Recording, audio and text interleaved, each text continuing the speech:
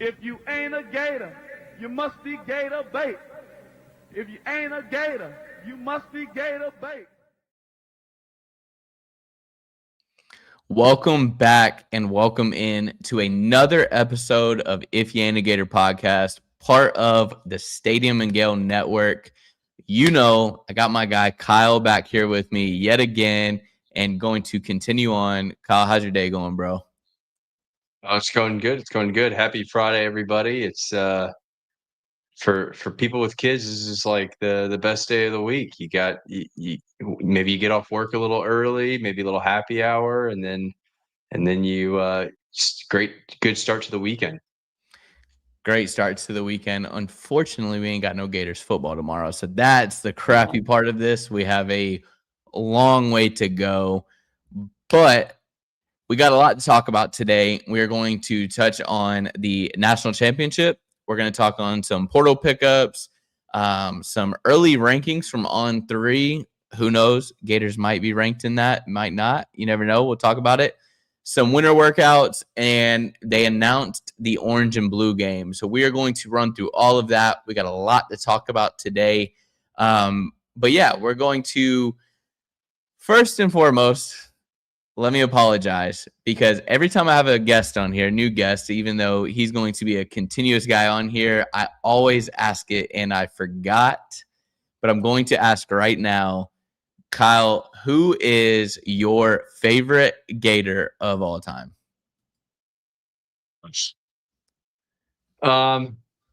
I mean, the guy that's on my wall, the guy that I wore the same number for, tried to emulate when I was playing ball, was Tim Tebow. But that's a bit of a cop-out answer, right? Everybody, I think, knows and recognizes the impact and just great person that Tebow was on and off the field. If we're talking football outside of that, that's a tough one. I'd probably have to say. Don't be basic on me here. No, Get I in know. your I'm trying to bag think here. I mean, you got the champ Stephen Harris. No, I'd say Percy Harvin. Yeah. Because I grew up, when USC was in that dominant run, and Reggie Bush was just electric every time he touched the ball, he touched the field, the blade of grass. And I never thought I'd see somebody like that ever again. And I think Percy came down. He was the closest comparable to that. Just a weapon all over the field at wide receiver, in the slot, at running back. I mean, he could do it all. So I would probably say Percy Harvin was my favorite Gator. Him and Tebow. I mean, that was when I was growing up. That's what really made me just love the Gators. So those two together were just absolutely electric. Yeah, man. I truly think that if Percy doesn't go to the league and he comes back, I think we might have another one. We might have another one out there. We're not playing Louisville in the Sugar Bowl. We're playing for that natty yet again. So this is, we'll touch on the national championship, but I wanted to touch on this in the last episode and I forgot to. I think that the national championship show, no, not national championship show, I'm sorry, the playoff show that they had with announcing Miami being in, I feel like as a Miami Hurricanes fan, I feel like they had to feel like we did, touching on like 06, right? We didn't know if we were going to make it. I remember sitting in my bedroom in this little town and watching that show going, we needed USC to lose and all these different things that had to add up. And I was like, just put us in, give us that chance. And, fast forward all these years later, yeah, it's not us, but I feel like Miami Hurricanes fans were sitting there watching it going, just give us a chance, put us in. Like, I think this team can do it. And then they did it. And I think the committee got it right. Fast forward through the playoffs, and you got Indiana, Miami, and you and I kind of touched on it. It was just kind of what kind of game we wanted from it, and I think we got that. Just give me your quick take on it. We were both wrong, right? Let's start there. Yep. You thought Miami was going to win. I thought Indiana was going to run circles around Miami. And I think too, touching on that point of the playoff show, there was a lot of Notre Dame fans that had a lot to say about Miami, right? And they, I think, were wrong in that assumption because Mm-hmm. Miami was that, 10th ranked team, right? I mean, they snuck in because of the two, the way that everything worked out with the ACC and letting in JMU and Tulane. But I mean, Miami just did the dang thing, and they really came out and kind of proved all the naysayers wrong. So hats off to Miami. I mean, I don't like the Hurricanes. I don't like their fans, but they were, I think, the second best team, rightfully so. Got into the Yeah. playoff and really, I mean, I think it's a 4-quarter game, but I think if you've got 6 or 7 quarters, I think Miami ends up just wearing them down eventually. But hats off to Signetti and all those guys. They executed a game plan, where they had to just kind of get out of that game alive because I think Miami, again, you give them another 15 minutes and they're probably in the lead. Um, Mm-hmm. and like I think I said on the preview show, I expected Carson Beck to do Carson Beck things. And when the lights were the brightest and the moment mattered, and you got Ray Lewis, whispering in his ear before the final drive, "Hey, go win this thing." Carson Beck did exactly what I know Carson Beck to do. Um, but hats off to Mark Fletcher. I think he was a huge impact player. The edges for Miami did a great job of disrupting the timing and the execution of Indiana's offense. And yeah, it was a great game all around, much closer than I expected. I did pick the winner, but I was very surprised with how dominant Miami was in a lot of the aspects of the game. I mean, if you look at the box score sheet, they outgained the Indiana Hoosiers by a lot. Yeah. Yeah, I think that game was exactly what you want from a national championship game, other than for us, we want the Gators to be in there. But it came down to you got Indiana up by 6. Miami gets the ball, and we're watching, and we're like, okay, what's going to happen here? How's this going to go? And the Carson Beck that we know, he Carson Becked. I shouldn't even say unfortunately. I'm glad Miami lost. I wanted Indiana to win. I mean, the whole time I'm sitting there watching, I'm watching the game and I'm like, I can't, like, my wife's father. So my father-in-law, he's a Hurricanes fan, and he was here watching it. And I was like, dang, like, I feel bad pulling against him with him being here, but I just kept picturing what they did to the Gators statue. And I was like, I can't do it. But, the game was amazing. Honestly, I think the game as a whole, I think it's what you want from a national championship game. And I think the committee got it right. It was a fun game. It was an intense game, and Carson Beck did what he did. I saw some Miami fans who were like, "Oh, if he throws it 2 yards further here," it's like, well, then I think the other DB back there picks it. Like, I don't think it was a smart plays in double coverage. Carson Beck got nervous. He threw the ball where he just threw it out there up for grabs, and you don't have a Jeremiah Smith out there, so he's not winning that one-on-one. But it was a very trench run game, and I think Miami went into halftime and they made adjustments, and it just so happened that Signetti made some too.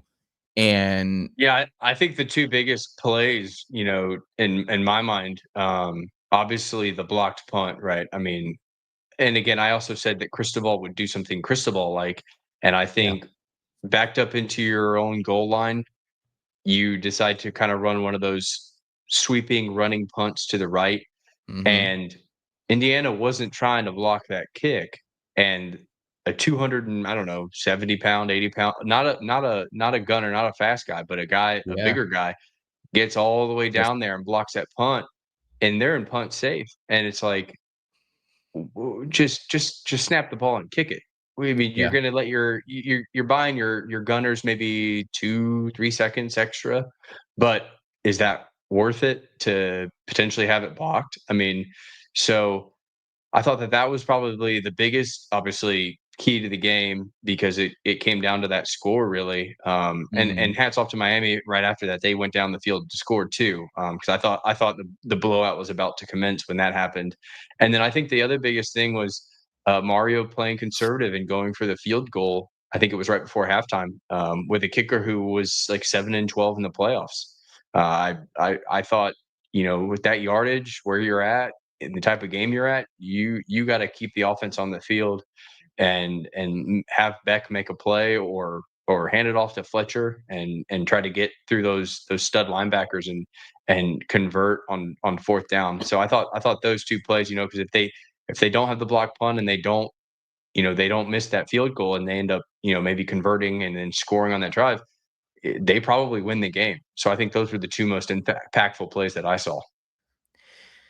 Yeah, I mean, when it's all said and done, shouts out to Indiana.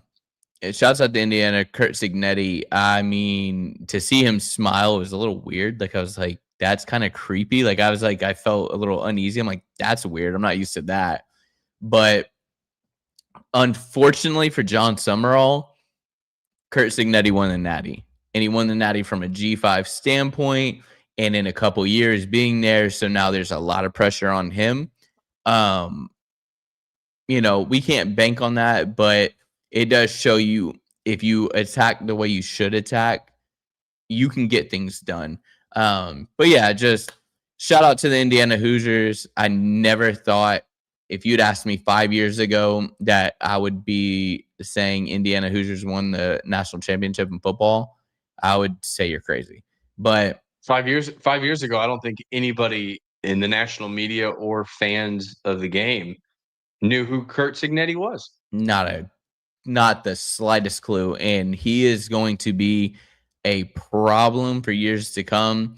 And I hope that we get a knock at him in the national championship. John Summerall versus Kurt Signetti, and let's see them duke it out. G5 versus G5, and let's see who the better man is there. And I think it parlays really well into the next topic we're going to talk about, which is the transfer portal, right? Because Signetti's been kind of a mastermind in the portal, right? He brought over a lot of JMU guys, but he's also, they don't have Texas Tech, Miami, LSU money. They're not spending the most in the portal. What they're doing is they're going out there and being very strategic and tactical and saying, where are our biggest needs?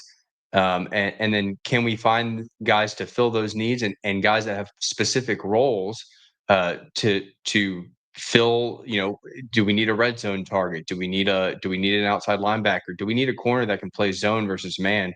He's really put on a master class at finding those type of guys. And I think, we didn't have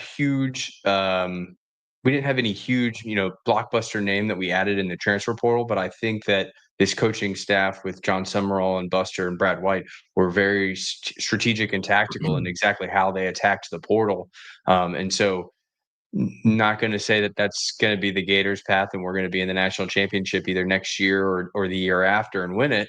But I do think that it seems to be a winning strategy in the portal. And I think that Summerall has attacked it in a very Signetti-like way.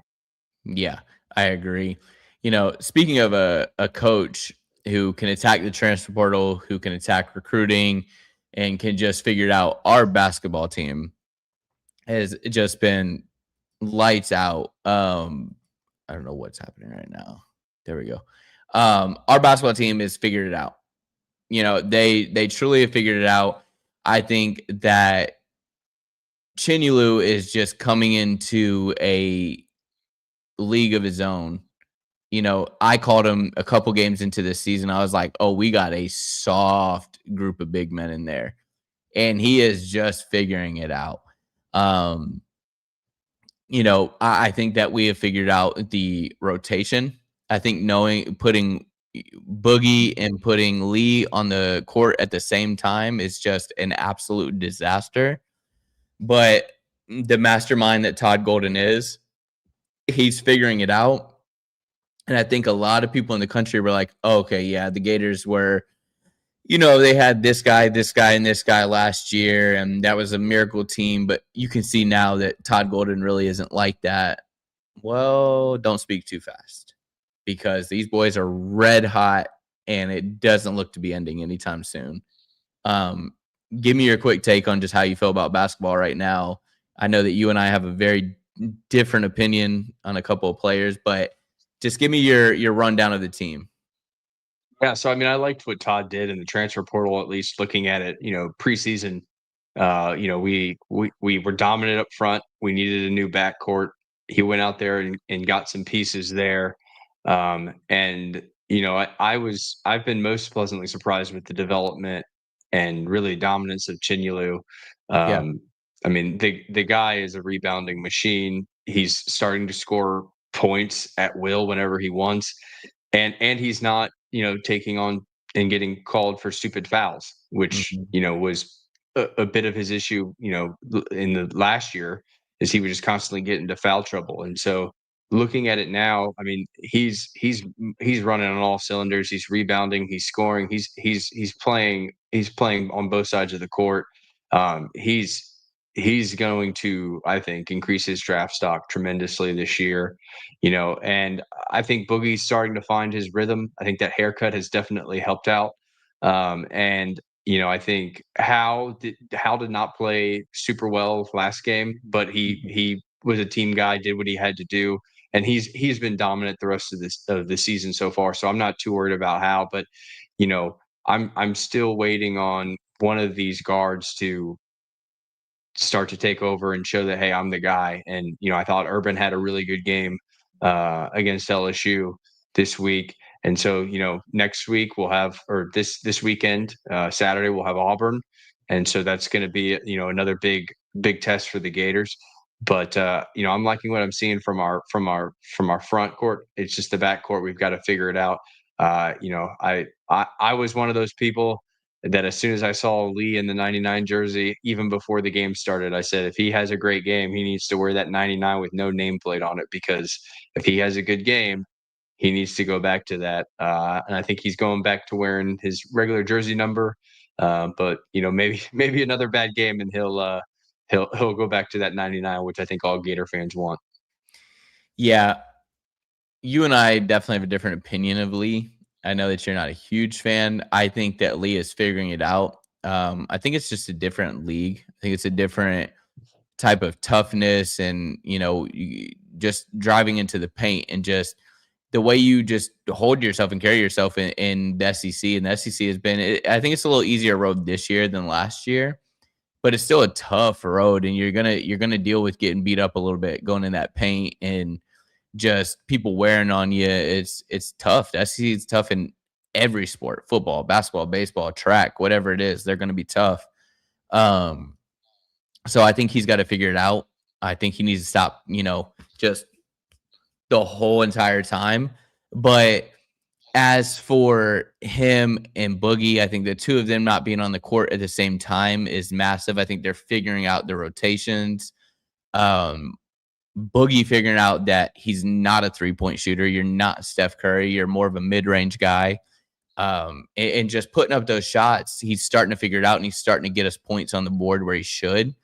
And he seems to be really trying on defense and handling it. And then Chinyelu, truly, like you said, last year, always in foul trouble. This year, he just seems to be like, you don't want to mess with him. Like, I think he realized that he's like, mama ain't raised no, and we're going to dominate in this paint, and you're going to have to fight me for this slot, and to get that ball back.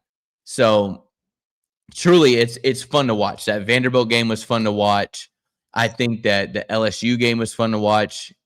That's a big thing. Hal is definitely our best player, and I've said it time and time again. If you can win games when your best player is off, aka like when Walt last year, any game that he was off, if we won that game when he was off, that's what great teams do. That's what championship teams do, is that when your best player isn't playing well, everybody else picks up the slack. You see Chinyelu hitting his shots. Last year, I didn't trust him to make a single shot.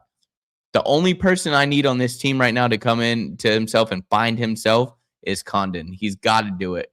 He is just, I mean, he's a liability out there with his passing, with his rebounds, just overall. He's a liability. If he can just find his 3-point shot, that's going to just create a lot more spacing for them, versus a defense. And then, like you said, I think the SEC is the weakest it's been since I can remember. So I don't have any reservations about saying that they're going to go into the SEC tournament and dominate, because I think the SEC if it wasn't for the Gators, I'd probably say it's pretty wide open, because I don't see any really big dominant teams. I think we are the most dominant team, and I don't think it's close. The biggest thing that I'm waiting to see, and maybe we never see this because it's just not on the roster, is I don't see any killers that can go drive the paint and either get a foul or make that posterization big time layup when we need it, that we had really with Elijah Martin and Walter last year. This team's much more of a perimeter, and then they use their bigs on the inside. I would love to have one of those guys on the roster go in there and start to be able to drive to the paint and make shots, but I don't know if it's on the team this year. And so that's the one area where, if you play a team that's really good at guarding threes, and they've got a couple big men, I think that's going to be an area where, we're going to be very weak at, and that could potentially lead to, us making maybe an earlier exit in the tournament than Gator fans are expecting. Yeah. I mean, I think this team is starting to figure it out, though. And that's the big thing. I think they're starting to play together. I do think that at the beginning of the season, I think like your Lee and your Boogie, and even your Howe, I think all three of them, I think Howe knew, like, this is my team now. And I think that Boogie was used to being like, oh, I'm the guy. Like, it's me. Xavier Lee, same way. Oh, it's me. I'm the guy. There's a lot of egos on the team, and that's hard to wrap around. Whereas like last year's team, we knew Walt was the guy. You knew Walt was the guy. Even everybody in the team, Elijah Martin, Will Richards, everybody knew this is the guy. He's him.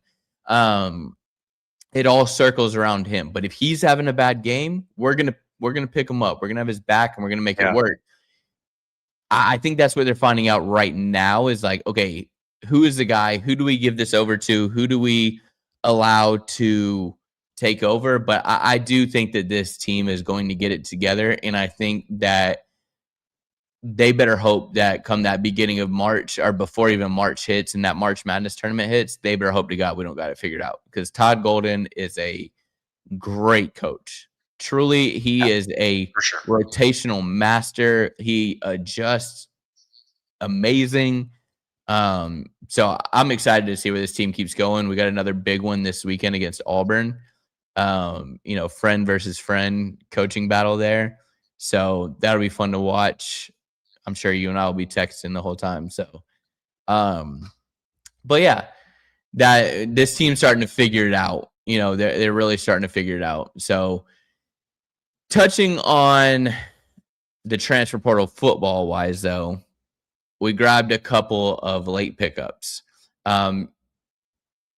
Give me your rundown on who we grabbed, and any concerns that you have, because it seems to be that we're pretty set on who our team is going to be. Yeah, I think if you go in and the transfer portal rankings and how they calculate everything's a little bit off. I think we've got 29 guys that have been brought in, if you count the 2 preferred walk-on specialists and then you add the JUCO guy. So we lost, I think, 28. We brought in 29. I think these 2 guys here that we brought in this week are kind of the last, probably depth pieces, but just something that we needed. I think I talked on the first show I was on. I said, I think with Tony Livingston hitting the portal, I think we needed one more tight end. I said we needed an edge guy. I'd like to grab an edge guy and a D-line guy. And then also I said we just need one more piece at corner. It doesn't have to be a starter. I think we've got really talented young guys at corner, and obviously Dijon returning is huge. But getting Jordy Lowry from ECU, he was at WCU, now he's at ECU. He's a Polk County guy. I think his film, I mean, his highlights, and granted it's his highlights, but he was locking people down, and he gets all over those receivers and all over those balls. I mean, he seems like he could be a ball hawk. I'm really excited to see, what he can do with Chris Collins, the DB coach, see if he can elevate his game, and it never hurts, having another local Florida kid in that DB room. So I really liked the pickup of Jordy Lowry. I think he's a guy that could potentially, again, I don't think he's a starter, but he's a good rotational piece. And then finally, with us losing Tony Livingston to the portal, because that tight end room, I think he was realizing very quickly with Amir Jackson, Harping, and Dupree that that room was getting crowded. They went ahead and picked up this Evan Chiquia kid from New Haven, a newer college program. Um, haven't seen a lot of film on him, but I like the size. I like the physical stats there. And if he ends up being the third or fourth tight end for us, hey, I think the more the merrier. Potentially a guy that's going to get to prove to people, hey, I can play in the SEC, and if he has 10 catches for maybe 150, 200 yards for us this year, I think it's a solid pickup. Probably didn't pay too much for him, just a good depth piece in case injuries happen with either Harping, Dupree, or Amir Jackson. But the nice part is I think he looks like he's a pass catching tight end, and I think in Buster's offense, that's what he's looking at doing. And so all of the guys that we got, with him being the last portal addition probably for us at tight end, I think they did a great job at getting guys that can actually, be in a 3-point stance, hike the ball, hit a quick block, and then go run an out route and get a first down for us when it's 3rd and 4, 3rd and 5. So like the 2 pickups that we made, we'll see if there's any other late additions to the portal here, but I think for the most part, this class is wrapped up. And like I said, I think Summerall and the staff have done a really good job of adding in the pieces that we need. Again, nobody's really splashy other than maybe Singleton, and then obviously, retaining Ball and Woods. But they added a lot of depth pieces, and with the amount of injuries we had last year and where maybe our strength and conditioning fell short, and adding on to all those injuries that we had, I think it's nice to have some guys that are older, more physically mature, and who have had some meaningful snaps at some level in college football, whether it's P4, G5, or even in Division II, like this kid. So I like the pickup. Don't expect him to light up the stat sheet this year, but like I said, I think Summerall and that coaching staff done a really good job of addressing depth, and where we needed some guys that were potential starters, I think they went out and got them, and it seemed like they got their guys. Like I said, on the offensive line, you've got Troutwine, you've got a guy that's familiar with Buster's offense and the potential center more. So I thought they did a great job of addressing some of that, again, depth, and some guys that'll potentially battle it out with some returning players for the starting role. Yeah. Yeah, I agree. I think my only concern, and we talked about this, 2 shows ago, not the Natty one, but the one before that, we talked about just like that D-line was a concern. I'm not mad if they want to go grab one more for the D-line. I'm not mad at all if they want to go grab that. We really need a nose tackle. We really need a nose tackle. Yeah, we do. I think losing Samu, who was committed to us and then flipped to Colorado, I think he was probably going to step up into that nose tackle role. And so losing him is big. I wish we would have gotten one of those guys, but unfortunately, a lot of teams need nose tackles. And so, when you think you can count on a kid and then he flips the last second to Deion Sanders in Colorado, we were a little bit behind the 8 ball there. But the good thing is we've got a lot of young guys that played snaps for us last year. I think Kendall Gerverl is going to come in and be an early contributor on the defense as a freshman. So I think we're set there. My biggest concerns would be quarterback, and then probably just figuring out how that offensive line rotation works out with all of those guys and where they fit into their roles. But overall, again, I think they had 8 or 9 holes on that offense and defensive side, and they plugged them for the most part. So I was very happy with how we did the portal this year. And yeah, I'm excited to see what some of these guys can do, because I like running back, for instance. I think that's going to be. I'm very excited to go to the orange and blue game and see those guys get some snaps and see how they do.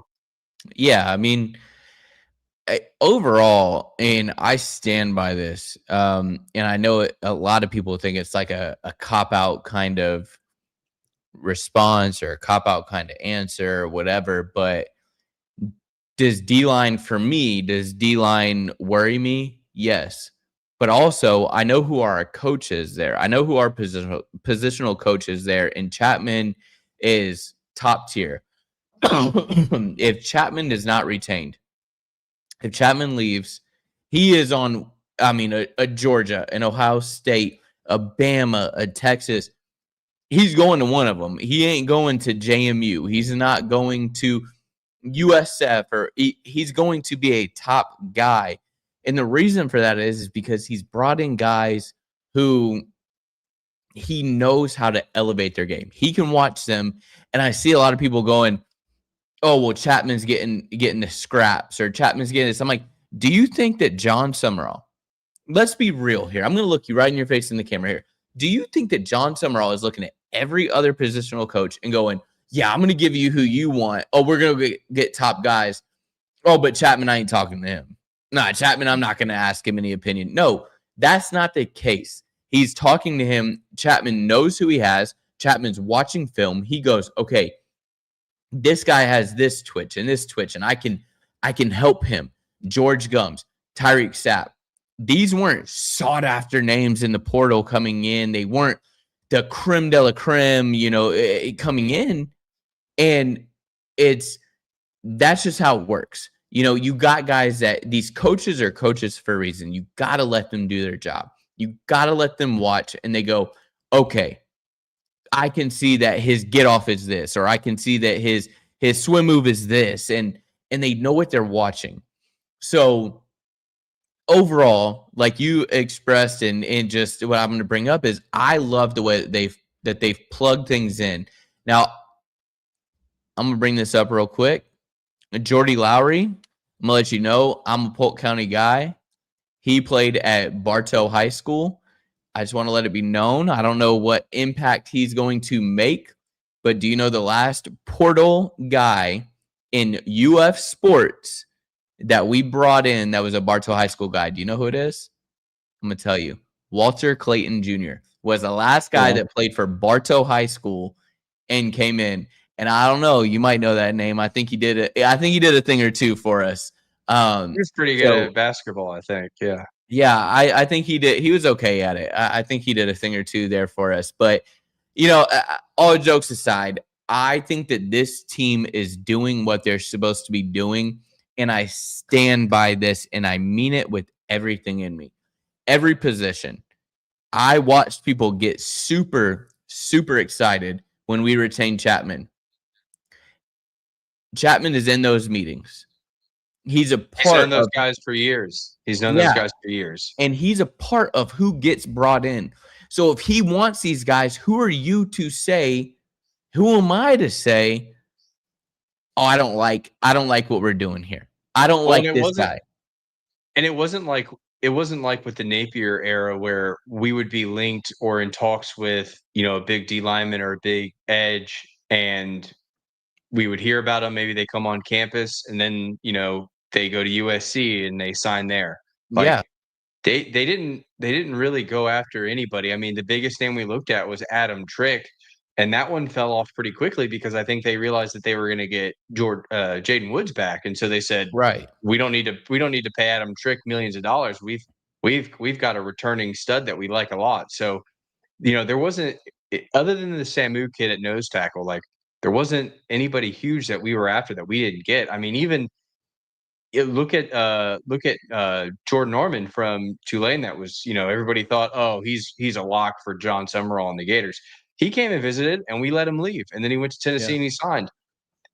I'm pretty sure if John Summerall was like, this is the guy, or Chapman was saying, hey, we need an edge piece or we're going to be screwed, I don't think that guy leaves Gainesville without signing and being a Gator. So, nope. And again, if you look at the pieces, other than losing Mbachu, we're bringing back a lot of really, really good, talented young guys on the D-line and the edges. I think the question remains to be seen what happens to LJ McCray and whether he goes inside or not. I don't see him putting on a bunch of weight and going inside. I think he still stays on the outside. But the edges and the D-line, I mean, all the guys that played last year for us, I think, are going to improve and grow physically, mentally, everything. And so I don't have any real issues with the D line. Again, I wanted to add another edge guy just for depth and maybe a guy that could bring some upside. And we also had a late portal addition. I think it was at the beginning of this week or last week with the Southern Miss kid. So we added another D lineman interior guy. So like I said, I think we're pretty set there. The last thing I really wanted to add was just another corner to the room, and Jordy Lowry's going to fit in there great. And I'm excited to see what that room looks like, because really, the only room we were set on in the beginning of the portal was linebacker, right? We retained all three guys we needed to retain, and they're all going to be studs for us, and then obviously wide receiver, we maybe wanted to replace a Trey Wilson. And I think they did a plus bang up job of getting Eric Singleton to not go to the draft and not go to potentially Texas Tech at the last minute. Because I remember, I was hearing, oh, Eric Singleton's pulling out of the draft, and I see that we're linked to him. And then I hear, oh, Saturday he's supposed to go to Texas Tech. And I'm going, oh no, here we go again. We're going to get lockered by Texas Tech. One of the Texas schools is finally going to locker us this transfer portal cycle, because they hadn't done it yet. And then he ends up, Sunday doesn't visit Texas Tech and ends up signing with us. So John Summerall said, "Get in that locker. You ain't welcome here." No, I agree, man. And let me point this out real quick before we move on. I watched Jordy Lowry's tape. I watched his film. He's a dog. I feel like he is one of them ones. The thing about him is, and I think what gets people is they look at it at a baseline. They go, well, what are his numbers? Oh, he's only got this many interceptions. Go put on his film. Go put it on. You want to know why he doesn't have a lot of interceptions? Because they don't go his way. And I'm not saying that he is go ahead. And a lot of the plays he had, he could have maybe tried to go and get the pick, but he went the safe route and just got in there and knocked the ball away. Swatted that thing down. Which you love a ball hawk, but with a kid playing at a smaller school, younger cat, hey, if we can go and develop him and say, hey, and show him some techniques, hey, instead of swatting the ball down, if you just do this with your body position, and you just, if you're looking at the quarterback size, maybe a second too earlier, and you can make a play on it, maybe they coach him up that way. And next thing you know, you see Jordy Lowry out there playing, when somebody goes 4 wide and he's taking one to the crib. Yeah, bro. And it's all development. You got to think, is ECU getting the best top tier coaches? No. And it's not a knock on them. Could they get a diamond in the rough? Yeah, you can. But that's all natural ability, to be honest with you. He's getting a little bit of coaching. He's getting a little bit of development. I think ECU has been known to have some DBs, but he's coming to Florida now. And there's a reason he's coming here. You got a coach who knows how to coach DBs. He's a great positional coach. I think he is going to boost these guys up. And we got depth there. You guys still got the Cormanis. I feel like that's the part where the portal messes with people's heads. They expect us to go have the number 1 recruiting class and the number 1 transfer portal class. And it's just not going to happen. You need best of both worlds. That's how you create a great team. And John Summerall said it in the beginning of his press conference. He said, look, we're going to attack the portal to fill in the depth pieces that we need, but I think we've got the guys here. And he also said, I'm going to focus on high school recruiting. And good Lord, we're probably doing another show on the high school recruiting stuff this week or next week, but they're already lining up huge names on the offensive line side, on the wide receiver side, on the cornerback side, like quarterback side.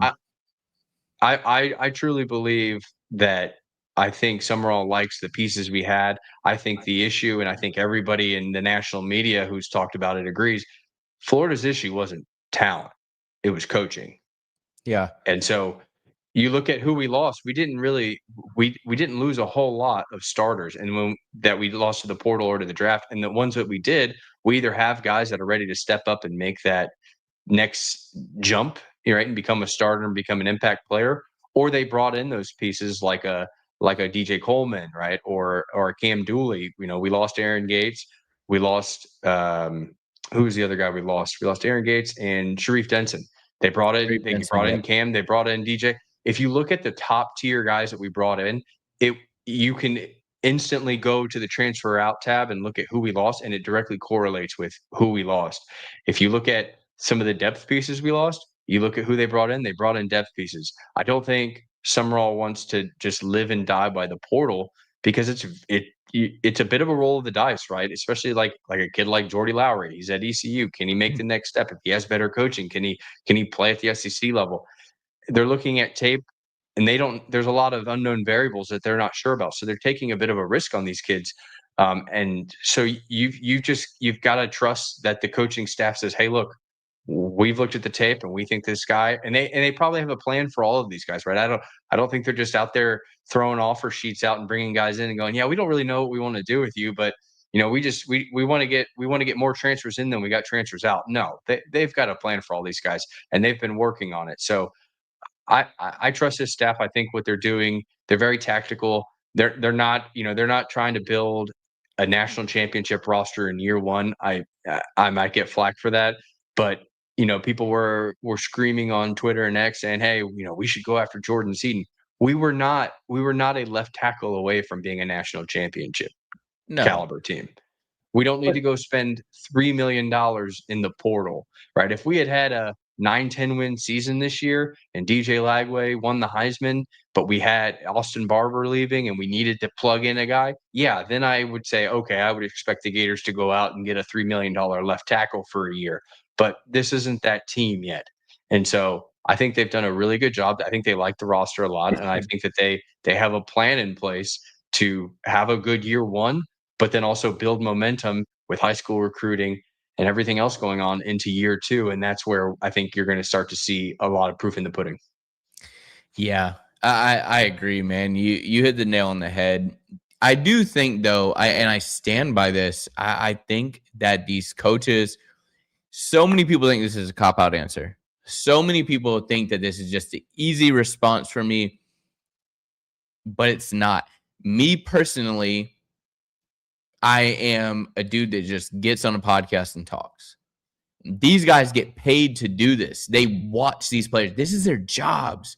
They see something that we don't. And if you are going on social media or whatever and you're griping and complaining about it, then go do it. Go coach. Go show me that you know what you're talking about more than Chapman, that you're talking about, more than Coach Trout, that you know more than Coach Summerall. And it's not trying to be rude there, but it's just you get a little tired of seeing everybody bitching. I'm like, man, I don't care who you are. You could put me in a Florida Gators jersey and go, hey, go out there and throw some passes. And I'm going to cheer for myself because I cheer for who wears the orange and blue. But I trust these coaches. All of us were so hyped about this Avengers that John Summerall put together. Okay, so he puts the coaching staff together, and then they go get the guys they want, and everybody's like, well, no. You didn't grab the top 20 guys. It didn't go Florida. It's not going to happen, guys. It's not. I think, too, the Gator fans think that we have, we're poor, we don't have money. And then they get mad that, oh, well, you didn't go after Jordan Seaton because we don't have any money. We're not a serious program. They spent tens of millions of dollars, one, retaining the roster that we have, the good pieces that we had. And then I guarantee you, they spent tens of millions of dollars going out there and getting these guys that they needed to get in the portal. And I think whatever our budget may have been, they were very tactical. They have a GM, they have an assistant GM. They're professionals. They understand how to build a roster within the constraints of the budget that we have. And by the way, do you want to know how to get a bigger budget next year?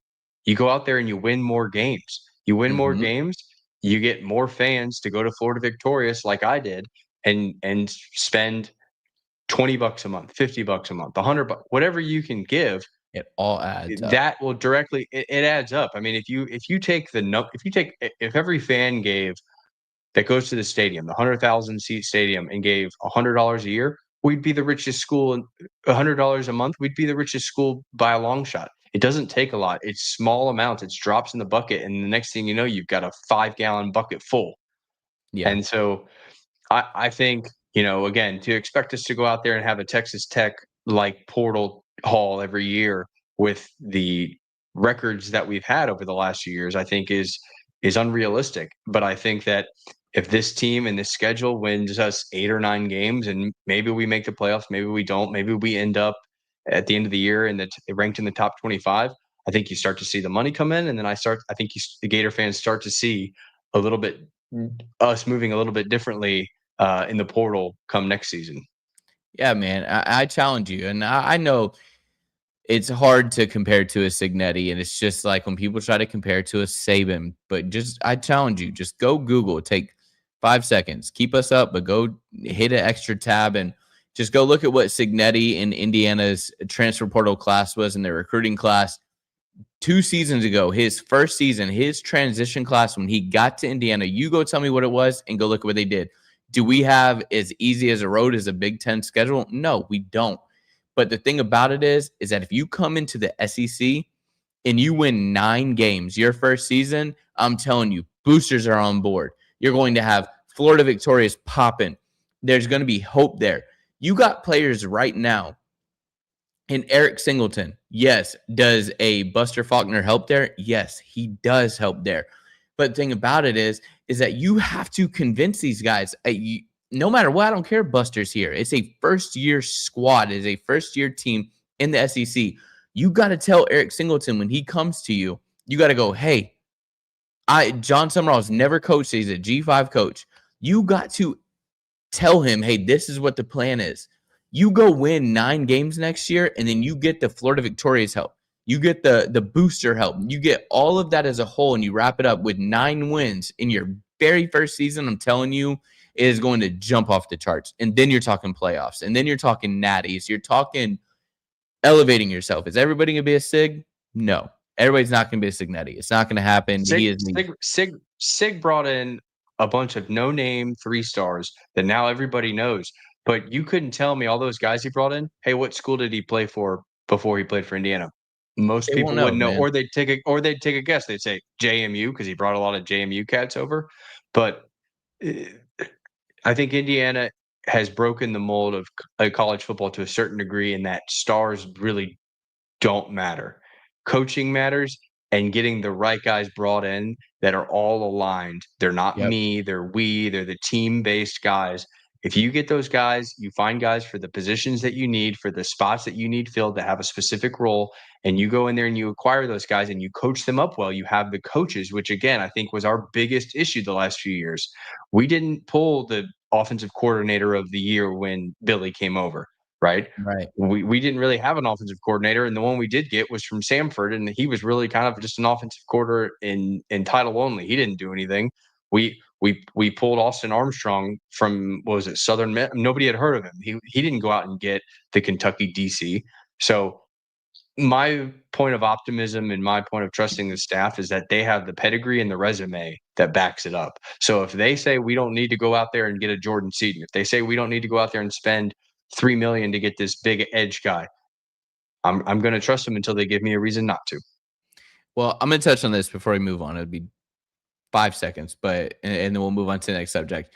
But the thing that cracks me up the most about this fan base, and I know it's just there's a spotlight on it because we pay attention more, but it cracks me up that everybody watches the Bamas, the Ohio States, the USCs, the Texas.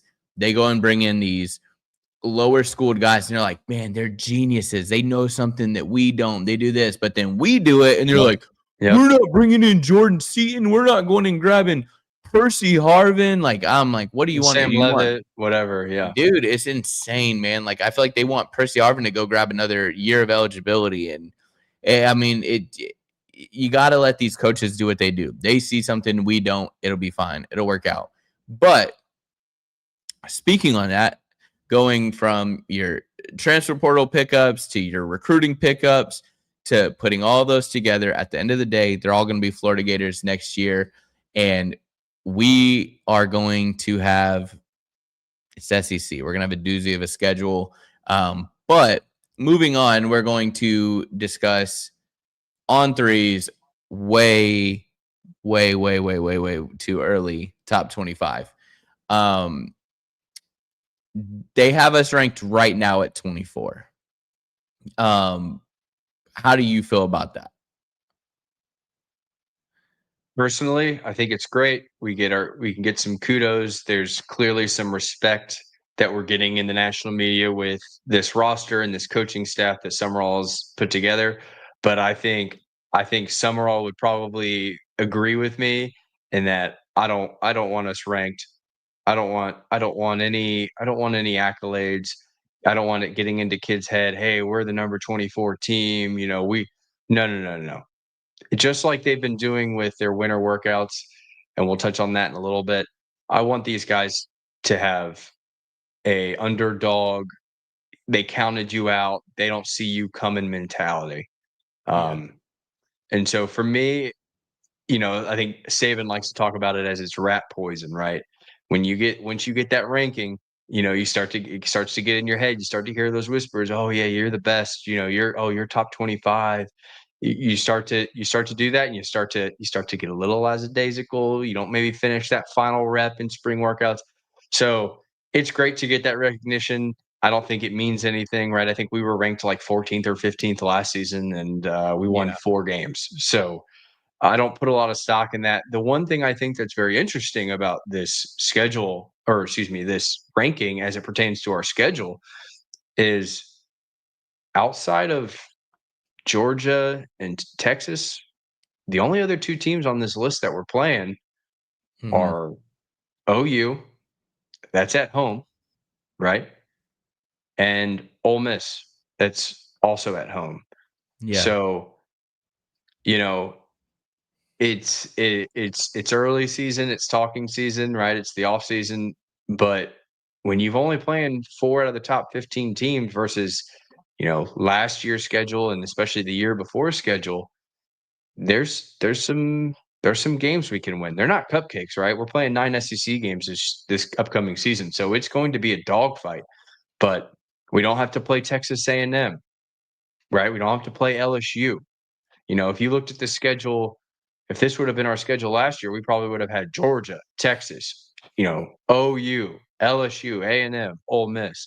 Yeah. The schedule is going to be much more favorable to us this year than it has been in the last few years.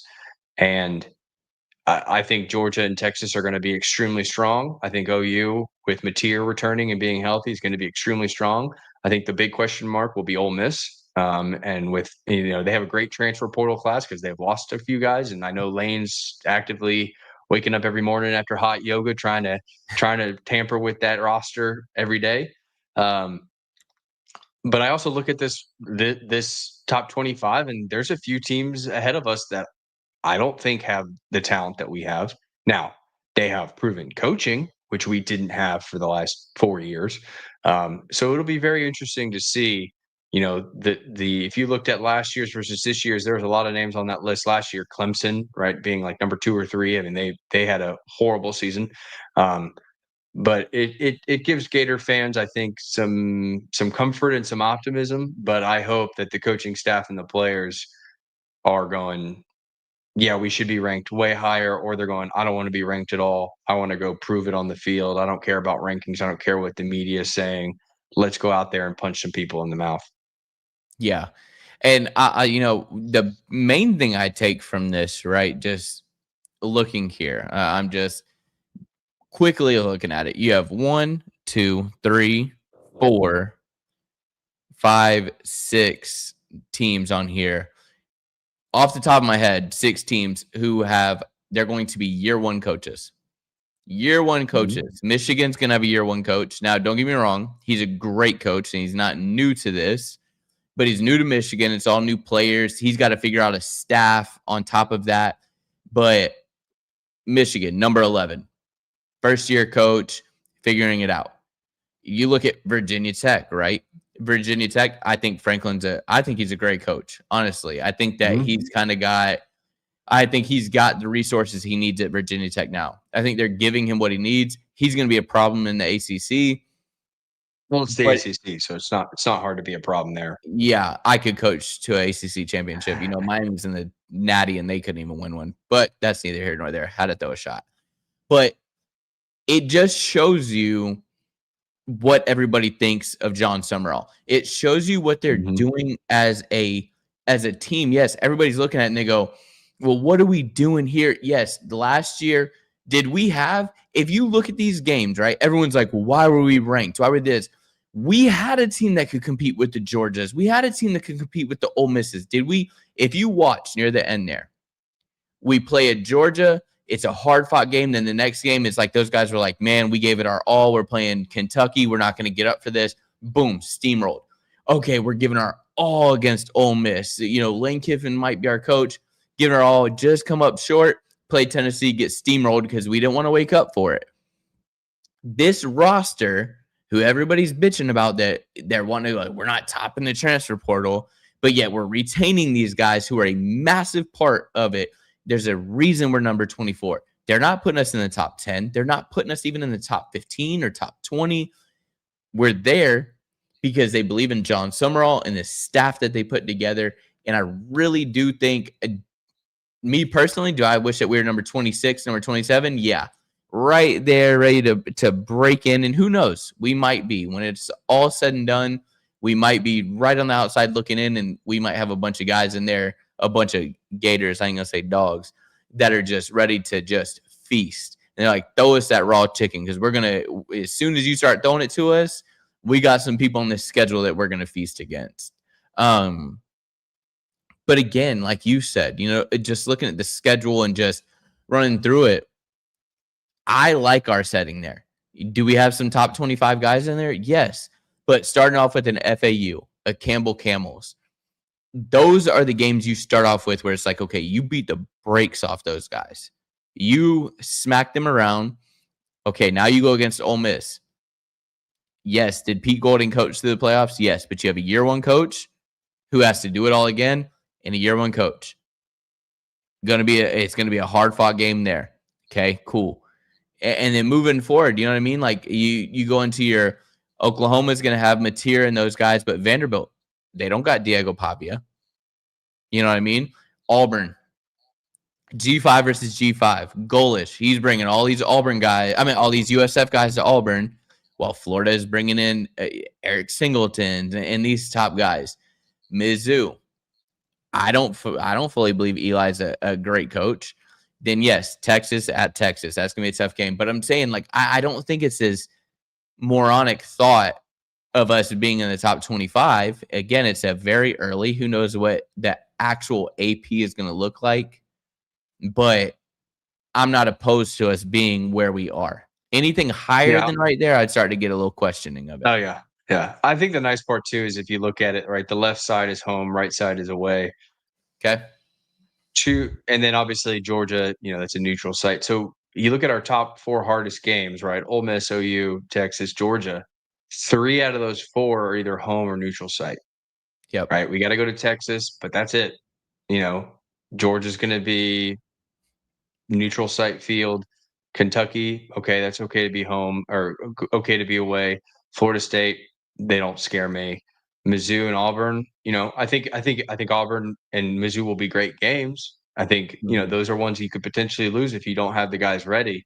But I think this schedule, we're finally getting a little bit of reprieve from the last 2 years of what we've had.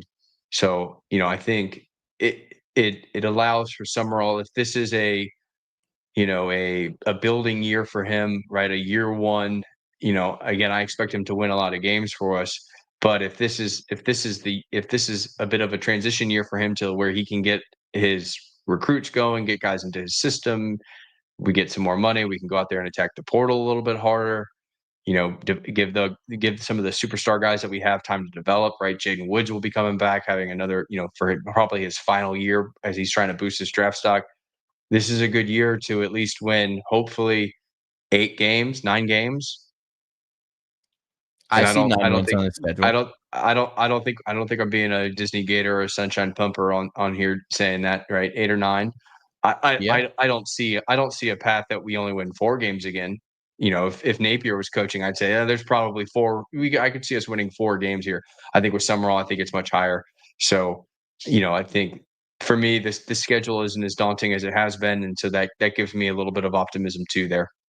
Yeah, I agree. I'm looking at the schedule, And I see 9 wins, 8 wins maybe if things go a little bit weird, but I see 9 wins. And I will say I think Georgia is going to be a tough one. I know it's a neutral site, but it's in Georgia this year, like up in the state. So that's going to be a little bit tough. I think they're going to pack it out. They're going to say, "Oh, it's 50-50." It's not going to be fully 50-50, but that's going to be a little bit of a toughie. I think Texas is obviously a toughie. But other than that, man, I see those being toss-up games. Oklahoma is a great team, but they got to come to the swamp. Vanderbilt's not going to have Pavia. Florida State, I mean, I'm pretty sure that my local Pee Wee team could beat them. So I'm not stressing too much. I don't think Ole Miss.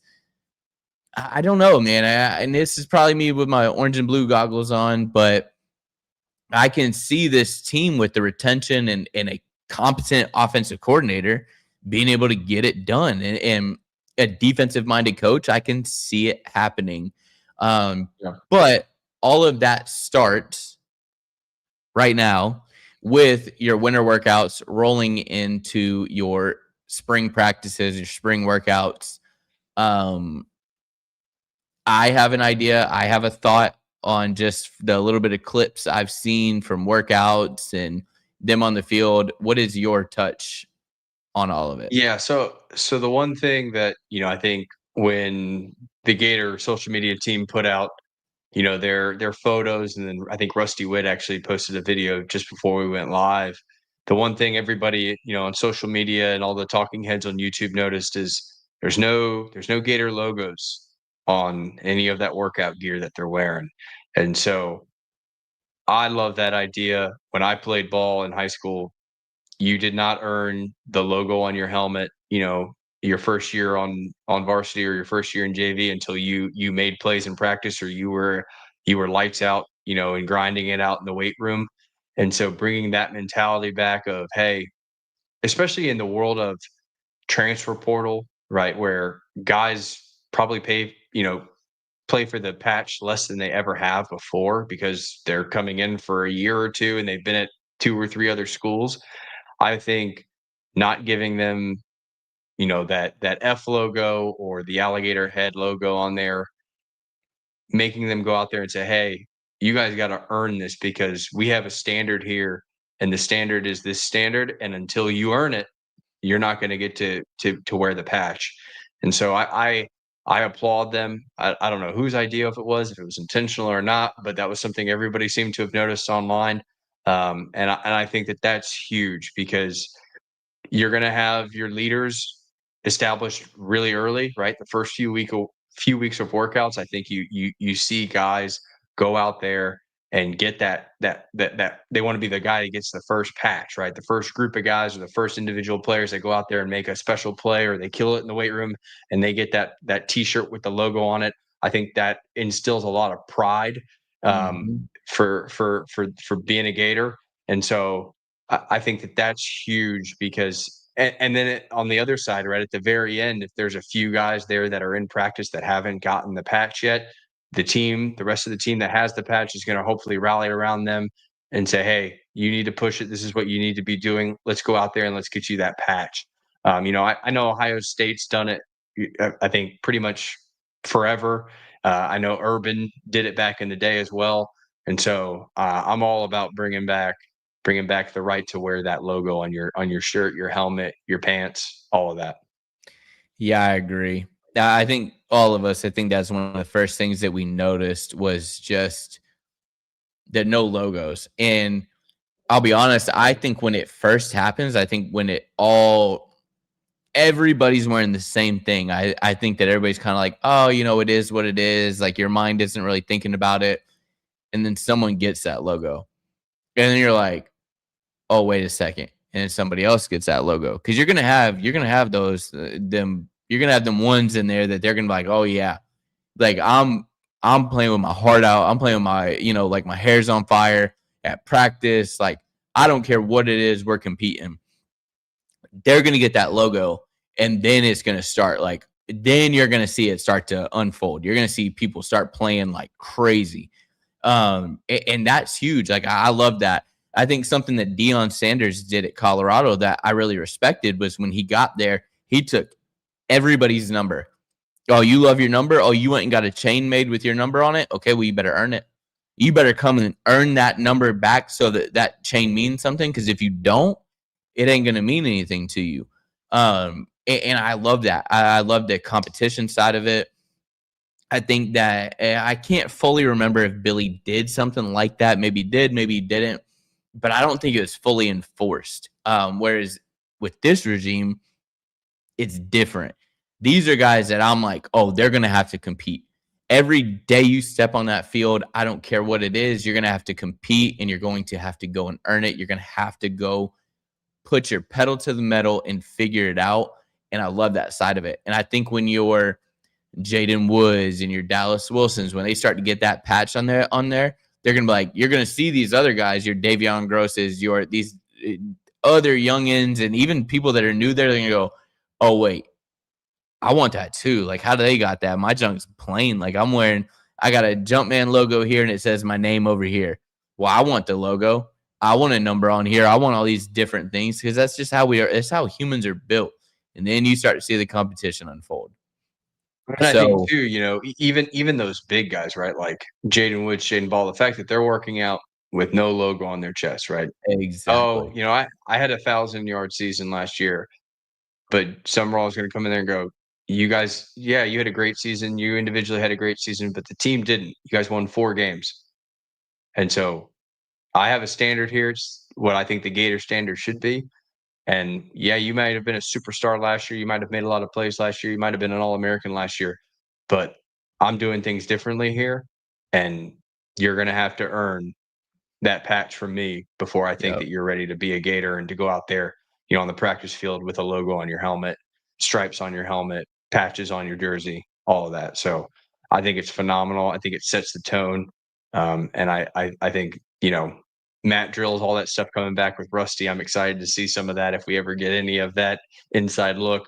But I think they're going to put these boys to work harder than they've ever been. And like Urban used to say, I want a kid to quit, right? I want to push a guy because that's when I know I'm pushing them to their max is when guys are throwing up and quitting. And so if somebody's not about it, they're going to learn really quick with John Summerall. They're going to find out very, very quick. John Summerall, Rusty Witt, they're going to bring, Chapman, listen to him at practice. You think it ain't going to fire him up with the Rusty Witt in there? Oh, man. Like, it gets me pumped up. Like, I'm ready to go throw some weight around just thinking about it and the way that they're handling things and the way they're going about it. But yeah, I just from the jump, like I love that. I think it's a very small detail. I think it's something that if you've been a Gators fan for some time, you can tell that it means something. It is playing for the patch. Quite literally, you're playing for the patch. And you're earning something there. So, I want to see that winter workout. It's great. I want to see it roll into the spring practice here. And then just get into the spring game. I want to see real competition. I have spoke on this. If you've been listening for a while, I felt like the Dan Mullins and the Billy Napiers, I felt come that spring game, I felt like whatever their kind of worry was with Billy, we're like, well, how's his offense going to look? With Dan Mullen, we're like, well, how's his defense going to look? I feel like they really made it a point to kind of like spot like that. It wasn't a real competition. They're like, oh, don't worry. Like, don't talk about it in the media. It's okay. Like, look what it is here. I feel like with John Summerall, I feel like you're going to get real competition. Philo on this side, TJ on this side. And it's like, okay, go for it. You're going to have Davion Gross over here, Dallas Wilson, Vernell Brown, Eric Singleton. You can split those guys up great. And it's going to be real competition. So I want to see a fight. If I see a fight, I think we're back. If I see Dallas Wilson and Jabari Flowers going at it and the whole team gets in on it, some people will say, oh, it's not a good look for the team and in the media. Screw all that. Yeah. If they're fighting on this at the spring game in front of the fans that are there, that means that they're taking this stuff extremely seriously, and that will give me a lot of optimism there because I think that's something that I think you need as a team, right? And you get into it, and then 1000%. locker room, you go up, you dap up, you're men, you apologize, and you move on. But I think that stuff builds character, it builds teamwork, it builds the team bonding. So Mhm. if we're there on April 11th and we get a fight, I'm going to be hyped up. Oh, yeah. So, touching on April 11th, we kind of discussed this a little bit. This is in the works. We are going to try to plan something for the spring game. We will have further details for you, but we want to get you guys ready as to what that's going to be and how we're going to go about that. So be on the lookout on social medias, listen in on here. We are going to figure out how we're going to do it, but we want to try to do something for the spring game and then try to hit it for a game during the season. Just a way for all of us to hang out and to get to meet you guys. All of us get to hang out as just, Diffie and the Gator family, just everyone get together and, all show our love for the Gators. So be on the And lookout for that. we might have a special guest make an appearance.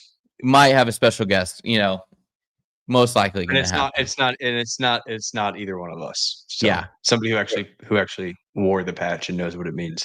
Someone you guys will actually care about. But no, yeah. We got some things in the works. So be on the lookout for that. Tune in if you're not following the social medias, tune in, follow them, Instagram, X, subscribe on here. We got a lot coming in 2026. And like I said, come for the spring game, for the season. We want to, we got a lot we want to do and got a lot of content coming for you guys and just want to elevate this and make it as great as possible. So make sure you like and subscribe is what he's trying to say. Yes, seriously. It's right there. If you're not subscribed and you're watching this right now, there's a red button right there. It is free to click. It takes you half a second. Just click it for us. It means a lot to us. And then if you want to go a step further and help us out, share this out with a friend and let's just keep elevating, keep getting, more and more and see where we can get this thing going. So be on the lookout. We got a lot planned and it's only going to get better from here. But yeah, we appreciate you guys hanging out with us. We appreciate you guys taking the time to just listen to us. Whether you're listening live or you're listening back on this, truly, if you can even share it out, then it helps us a ton and just helps us get to where we want to go. But yeah, we touched on a lot today. I think it was a great show and can't wait for the next one. More content coming for you. And we're just going to keep it growing, keep it going. But you guys know how we end it here. You know how it is. You know how we do it. If you ain't a Gator, y'all know the rest. Go Gators.